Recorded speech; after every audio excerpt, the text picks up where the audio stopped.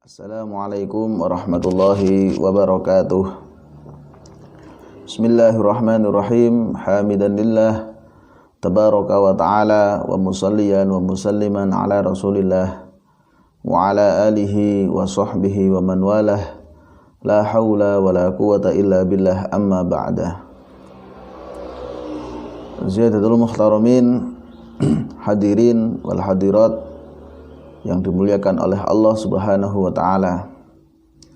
Alhamdulillah, marilah kita ucapkan puji syukur atas karunia dan nikmat Allah Subhanahu wa ta'ala, yang mana pada kesempatan kali ini kita bisa kembali bermuwajahah untuk mengkaji ilmunya Allah Subhanahu wa ta'ala.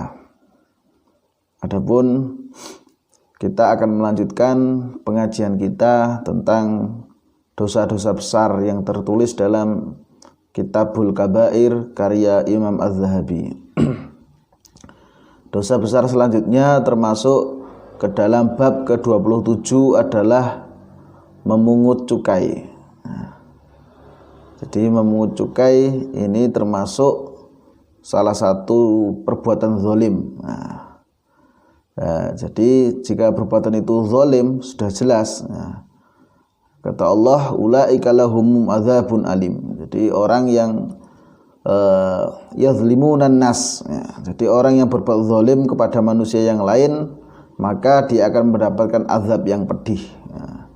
Jadi bahasa azab yang pedih sekali lagi itu adalah bahasanya Allah, bahwasanya dosa itu kelak akan benar-benar diadili seadil-adilnya, dan azab Allah itu adalah sangat-sangat pedih.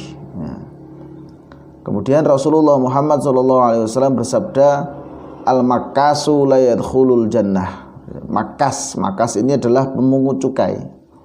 Bagaimana maksudnya pemungut cukai? Jadi orang yang memungut cukai itu adalah orang yang paling besar bantuannya kepada orang yang zalim.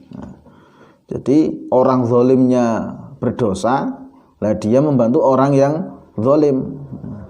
Itu yang dinamakan pemungut cukai, sehingga dia membantu orang yang zalim itu sudah berdosa.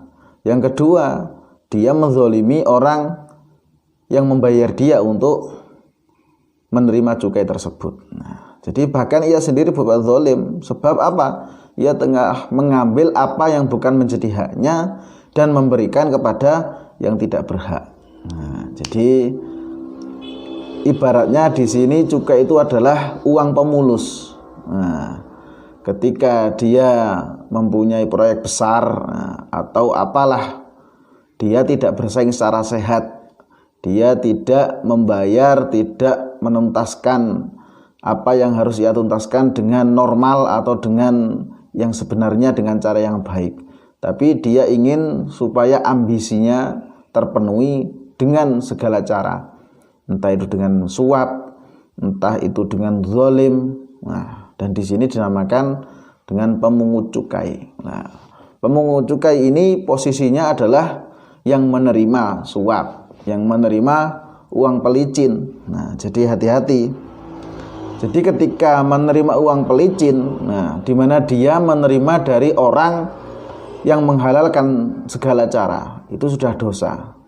Adapun orang yang menghalalkan semua cara itu tadi, dia telah menzalimi orang. Berarti dia berdosa atas dua hal. Jadi gambarannya si A dan si B sama-sama ada dalam sebuah proyek. Entah proyek apa, ini sebagai contoh saja. Mungkin si A si B ini bersaing secara sehat. Namun si B ini dia mengambil jalan pintas supaya proyeknya berjalan mulus, padahal jika bersaing sehat si A ini pasti menang. Namun si B ternyata membayar si C. Di mana si C ini bertanggung jawab atas proyek tersebut. Akhirnya apa? Si C dibayar sehingga si B bisa menang. Si C ini dia berdosa sebab ia telah memakan harta yang batil, harta yang haram, harta yang atas menzalimi seseorang, dia pun juga haram sebab menzalimi si A. Harusnya dia menang tapi dia malah kalah tender dan sebagainya. Nah, itu yang dinamakan pemungut cukai. Nah, jadi pemungut cukai ini benar-benar termasuk orang yang muflis ya. Jadi sebagaimana sering kami sampaikan, jadi pernah sahabat ditanya oleh Rasulullah, "Ya sahabatku, apa yang kamu ketahui tentang orang yang muflis, orang yang bangkrut?" Kata sahabat, orang yang bangkrut itu ya orang yang tidak mempunyai uang, orang yang tidak mempunyai kekayaan. Kata Rasulullah, bukan itu. Orang yang bangkrut itu adalah umatku. Ia adalah orang yang datang pada hari kiamat dengan membawa pahala, pahala sholatnya, pahala puasanya, pahala hajinya.